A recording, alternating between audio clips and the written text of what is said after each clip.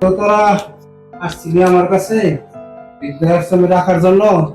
কালকে আমি বিকালবেলা বৃদ্ধাশ্রমে গিয়েছিলাম, এখান থেকে লোক পটাইছে।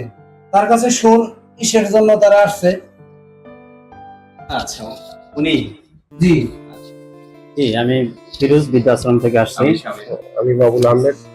আচ্ছা, আপনার বাবা গতকালকে বিকেলে আমাদের বৃদ্ধাশ্রমে গিয়েছিল এবং আমাদের যে পরিচালক ওনার সঙ্গে কথা হয়েছে। তো আপনার বাবা অনেক মহৎ একটা কাজ করছে। সেটা হলো আপনার বাবার যে যত সম্পত্তি, স্থাবর এবং অস্থাবর যা সম্পত্তি আছে সব আমাদের বৃদ্ধাশ্রমের নামে লিখে দিয়েছে। আমাদের এখন রিপোর্ট হলো আপনাদের যে সম্পত্তি আছে, জিনিসপত্র আছে, এগুলা সব আপনারা কালকের মধ্যে একটু খালি করে দিবেন। বাবা, তুমি এটা কি করলা? আমাদের তোমার দুটো ছেলেকে তুমি নিঃস্ব করে দিলা।